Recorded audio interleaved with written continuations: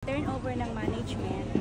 So nagkaroon ng turnover ng management. So nag-host ang LGU. So sila na ang nagpatuloy hanggang ngayon sa 5th anniversary. So ilan ho ba yung i-release natin ngayong araw? Ang i-release natin ngayon is nasa 300. 300 din i-release biyaon. 300. Sa so far since 2017, ilan na ang na-release na hatch? Ay, ang na-release na hatch, ma'am, kung tutuusin from data ng 2019 to 2022, more than thousands na. Oh. 800,000 hatchlings na ang na-release. 2019 to 20. Yun yung na-refresh ko kasi yung latest data na kinuha ko is from 2019 to 2020. Meron na siyang 130,000 nesters. Yung sumampa, the whole Turtle Island since 2019. Yes, ito may mga Hindi po dito the whole island. Meron po kaming isang island sa Bagban, strict protection zone. Yun yung 80% ng sumasampa doon sa Bagban. So sa sinabi ko na 130,000 na complete nesters yung nangito. Ang sa Baguan alone is nasa 96,000. So doon sa Baguan lang yun. Kasi walang residence, strict protection zone, bawal yung settlement. So how protected are the turtles?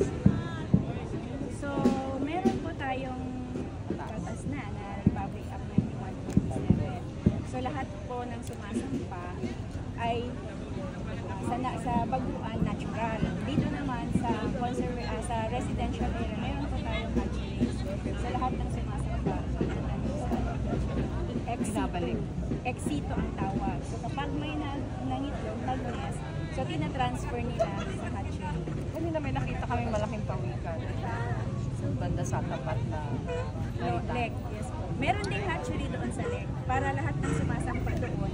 Kung hindi siya abutan ng dagat, so natural. Pero kung abutan siya during high tide, so ita-transfer siya sa hatchery. So far, ilan kayo sa Dito po, dalawa lang. Kasi meron tayo 5 sa Pilipinas. Pero dito 5, dalawa lang. So hawksbill, which is critically endangered, at saka green sea. Yun yung kadalasan na sumasampa dito. Green sea turtles. And we also spotted otters. Yes po. Na-spot yung otter 2018 May. Yes po. So tatlo na lang sila. So,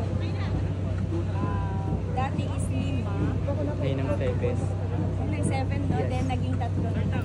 So, minomonitor namin kung babae siya or lalaki kasi parang hindi na nag-report. Kasi nung first na site siya, 2 lang. Then after 6 months, yung anak, naging 5. So, hanggang sa naging 7. So, parang every 6 months, nanganak. Pero ngayon, parang isang taon na, 3 na lang sila. So, hindi pa namin medyo malapitan kasi sensitive din siya sa tao. Dapat may distance lang. Are we protected similar to turtles? Hindi siya pasok sa 9147 pero vulnerable siya. So, protected pa rin siyempre being one of the wildlife. Saan ang galing? Ang otter, meron siyang same species sa Malaysia. Maraming ganun. Pero wala pa talagang deeper study po.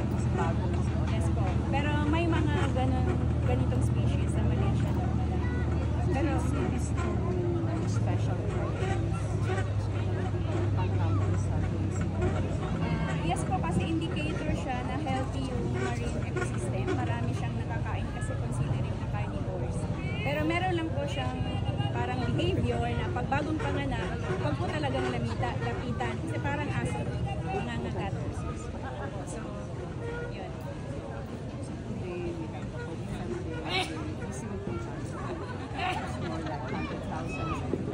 Mula nung 2019. And how many came back?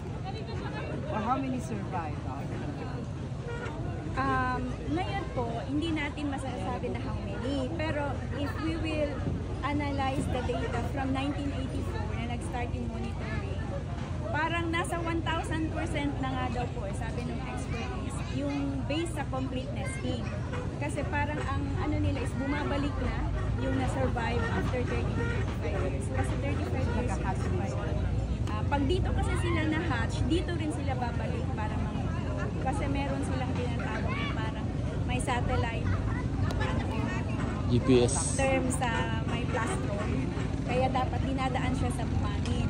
Para pag ma-survive siya, dito rin siya babalik para mamulog. Kaya importante itong Turtle Islands. Kasi yung laboratory study, yung success story ng turtles, dito siya ang nagbibigay ng parang complete stories of life cycle ng turtles. Kasi kung saan siya pinanganak, after survival niya, babalik siya ulit para mangitlog.